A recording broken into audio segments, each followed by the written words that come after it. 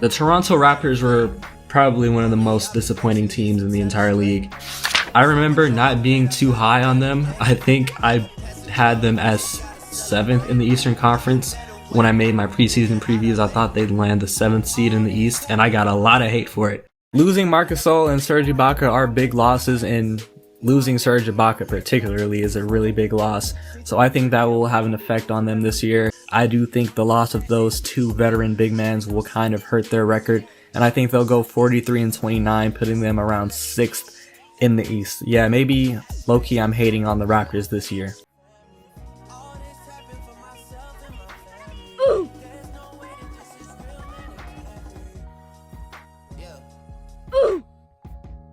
I got a lot of hate for saying that the Raptors would be 7th in the Eastern Conference, and look, they were 12th. They had a horrible record and they missed the playoffs. Quick synopsis: this season showed that Pascal and Fred VanVleet can't lead a playoff caliber team without a lot of talent around them. This season also showed that Marc and Ibaka leaving the team were losses that were bigger than expected. And another big part of this season was the fact that Lowry didn't get traded. I think a lot of people expected that to happen. I expected that to happen, especially at the deadline, but it didn't. So let's dive into the players of this team, talk about them briefly, starting with the core players. Pascal Siakam. Even this dude, Pascal Siakam, dude. He's the franchise player of this team right now. He's taking a lot of heat for obviously being the leader of the team that has been disappointing. But I don't think this was a very bad season as much people are saying it was for him. The Raptors personnel kind of got flipped on its head.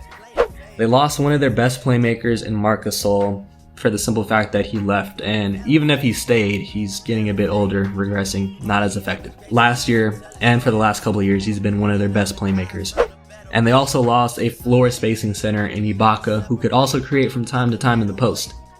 Therefore, more offensive burden was thrown on Pascal, which caused his efficiency from the field and efficiency from 3 to dip. There weren't as many off-ball cuts available for him, and he's not playing in as much spacing as he was last season. The centers for the Raptors were absolutely horrible. The replacement centers for Marc Gasol and Ibaka for the Raptors this year were horrible, and Alex Len, Aaron Baines. They eventually had to play a lot of Anunoby and Pascal at the 5. Boucher was good, but I'm mainly talking about Baines and Alex Len. They were trash, and I think this really impacted people like Pascal Siakam's efficiency and the Raptors' success as a team. A good sign though is that Pascal's made some strides as a playmaker. He had a career high in assists this year, so even with the lost offensive weapons, he's still been able to make a great impact as a playmaker, kind of deferring to Fred VanVleet and Anunoby a bit more, creating offense for guys like Boucher and the new addition Gary Trent. So it's a good sign that Pascal is still finding ways to improve as a player. Again, people are saying that he fell off, which in my opinion just isn't the case. I think the season just suggests that Siakam can't be the number 1 scorer on a playoff team if that team doesn't have incredible playmaking and shot creating depth around him. Next player to look at of the core is Fred VanVleet. Honestly, this is a similar story to Pascal. He had more offensive burden with the loss of personnel, and he's also taken on more on-ball burden with Kyle Lowry taking a bit of a back seat. He's had tougher looks this year. He hasn't really had as much opportunity to get all the way to the rim as he has in years past, and he's just settled for more threes. So he's taking more inefficient NBA shots than he has in his entire career, and that just is a formula for lower efficiency. And he's taking more threes, he just hasn't hit them at the same clip. So he suffered a nagging hip injury, and he also went through some COVID stuff. So I think that kind of messed with his burst and just his rhythm as a whole. And another thing we have to consider is that with the Raps, they haven't played a single home game. Like literally, they haven't been able to play at all in Canada. They're playing in Tampa. They made it as much as possible, or they tried to make it as much of a homey experience for them as possible, but in reality they played 72 away games. Not being in the place that you call home, that arena that you've played in for 2 or 3 years depending on how long you've been on this team, your home that you bought with your family, instead they were living in makeshift apartments for the entire season. So that's another thing to really consider for the Raps, that we definitely have to give them some benefit of the doubt. Next we have Kyle Lowry. I mean, he was still pretty damn solid. He took a bit of a backseat to FVV, but I mean, he was still Kyle Lowry, still a sniper from 3, great playmaker, rugged defender, and he's still proving that he can play at a high level at this point of his career. He's fucking 35, 36, but I'm 36! I'm 36! He's still a very valuable point guard. He's going to be valuable to a contending team in free agency if he chooses to leave Toronto. I've already heard some speculation and some rumors about Philly targeting him. I've always heard Philly rumors like linked to Lowry for the past 3 years. But with him being a free agent, maybe a sign and trade will be in the works this offseason. We'll see. OG Anunoby, definitely the biggest bright spot of Toronto's year. One of the only Raptors to make a significant improvement was OG. He's much better offensively, was more aggressive with the ball in his hands more than he has ever been in his short career. Not simply just a catch and shoot guy anymore, he attacked the rim whenever he had a smaller defender. He did this thing where he'd do a straight line drive and he wouldn't fully get around the defender, but he'd kind of just get close to the rim and just start posting up, and then he would just take advantage of his size. So I think that's like OG's new go-to move, a straight line drive. When he gets close enough, back him down in the post.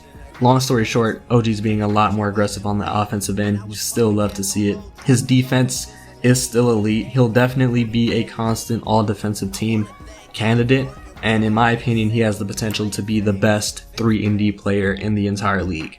There's a couple prospects on this Raptors team, one being Malachi Flynn, my guy out of SDSU. In my opinion, he has potential to be a great backup point guard. He has good vision, operates very well in pick and roll play, runs the break very well with his head up, constantly looking to set somebody up. He was a great defender in college. He's had some gaffes in the pros, but he's figuring it out. I think he'll eventually develop into a very great on-ball defender off the bench. He's a better shooter than he showed throughout the year. If you just look at his splits, they're bad. His 3-point percentage is bad. His field goal percentage is bad. But he had several games where he was just knocked down, pulling off the dribble a bit, looked like he couldn't miss. And I've seen those games many times out of him in SDSU. So I'm very confident that he'll improve steadily. And the next prospect, their definite best prospect, I'm like, besides OG Anunoby, he is still a young player, but he's a part of the Raptors core. Gary Trent Jr. I immediately thought this was a great trade for the Raptors when they picked him up from Portland for Norman Powell. They get much younger. The Raptors needed to get a lot younger if they wanted to rebuild or just simply get younger talent for the next 4 or 5 years. They did that by dropping or trading Norman Powell and getting Gary Trent Jr.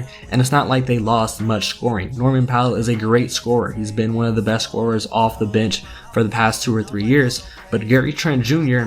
is not that far behind him. He's a gunner. He has a quick trigger off of catch and shoots. He's very quick running around screens and getting open. He's very quick running around screens and adept at getting some open space off of them. And he's very able to create in between in the mid-range off the bounce as well. And Gary Trent is also a good defender. He was the best perimeter defender for the Blazers last year. No exaggeration. He's very quick laterally and extremely adept at staying in front of guards. This was really why I was surprised that Portland traded him away. Portland has had one of the worst defenses for the past 2 or 3 years, and they literally offloaded one of their best perimeter defenders, and they're paying the price for it now. Now let's dive into the offseason. The Raptors have 2 significant free agents upcoming, one being Kyle Lowry, the other being Gary Trent Jr. For Kyle Lowry, it's really up to him. I mean, does he want to retire a Raptor? He already has a championship ring, so it's not like he has to ring chase to really define his career. But I mean, hey, when you're that caliber of a player, you want more championship rings. Like that's what you're gonna really be remembered by. So it just comes down to what Kyle wants. Does he want to go to a contender or try to go to a contender? Or does he want to retire a Raptor? The next free agent is Gary Trent Jr. I can't really remember off the top of my head if he's a restricted free agent or not, but he's going to command quite a bit of money. He's a young player, a great scorer, a good defender as well.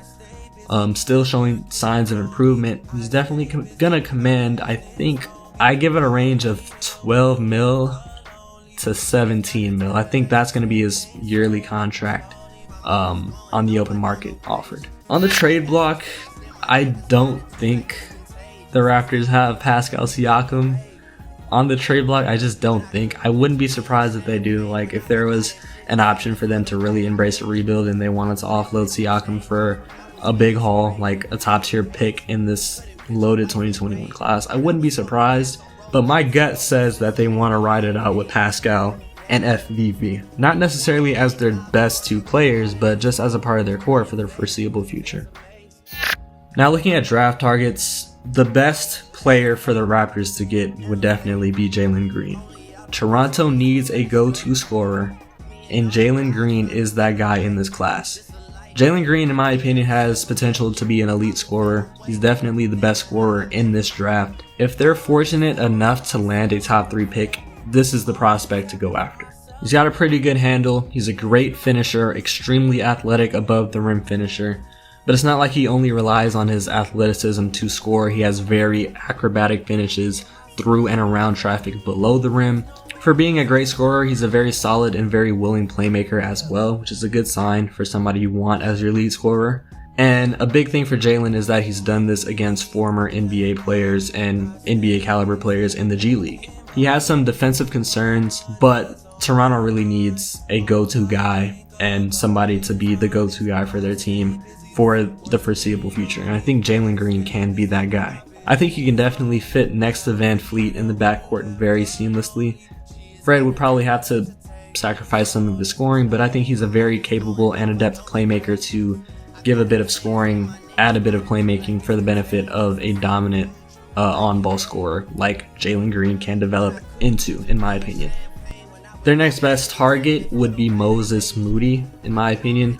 He's someone with good shot creation potential on the wing and fit right into the team at that shooting guard position, provide some shooting, provide some shot creation. He doesn't have the same shot creation potential as Jalen Green, but I think he can develop it in time.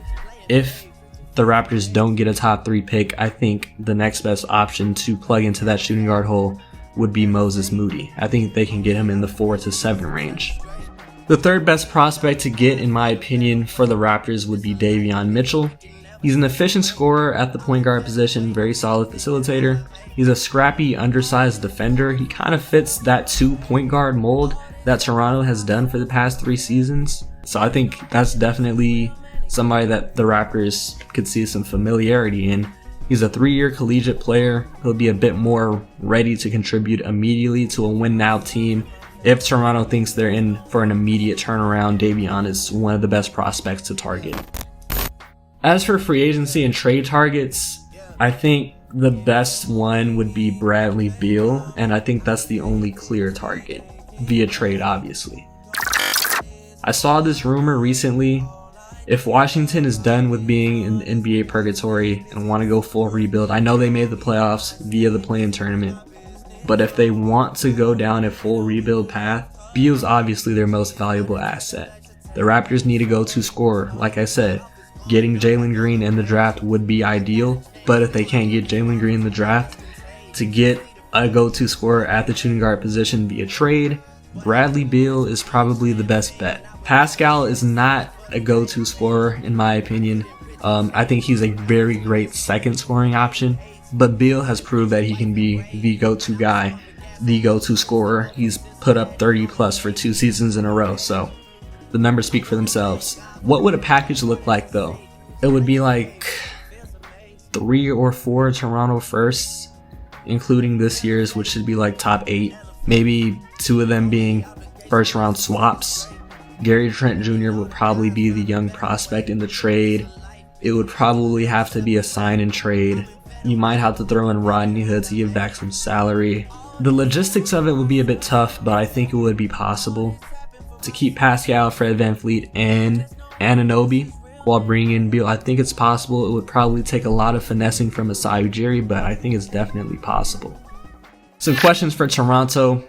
Speaking of Masai, what's his future in Toronto? His contract is up with the Raptors.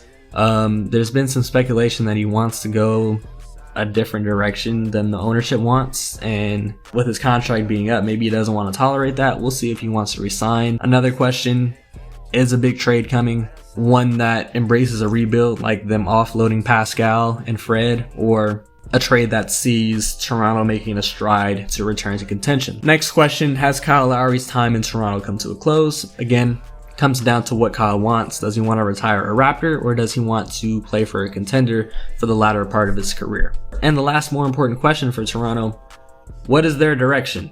And I'm supposed to answer that because I have a direction segment in this video. I'm gonna say retooling, I guess. They're trying to they have a lot of talent on this team. They have ready now established talent, and they have young talent as well. So they're trying to find their direction. They're retooling. Maybe they're trying to get back into contention. Maybe they're trying to just see what players are going to be a part of their future. I don't know. I think retooling is the best way to establish or to describe Toronto's direction. This is Toronto's first year out of the playoffs in a very long time, and it's not as if they barely missed out on the play-in tournament. They were just very bad this year. Going into the offseason, it's hard to gauge what their direction is. There are 3 paths, though, that I see. 1. Masai Ujiri can swing for an immediate turnaround using Gary Trent Jr. as their prized young asset along with future draft capital, including their lottery pick this season, to attempt a trade for a star or superstar caliber scorer. Someone that can efficiently and effectively be a number 1 option. 2. Toronto can use this season and possibly next to retool their team, move on from Lowry, draft a player that can gel with the current core of Siakam, VanVleet, OG, and Trent Jr., and slowly return to their winning reputation. Or 3, the Raptors brass can take the long route, embrace a full-on rebuild, and target a prospect in this class that can possibly be the face of their franchise.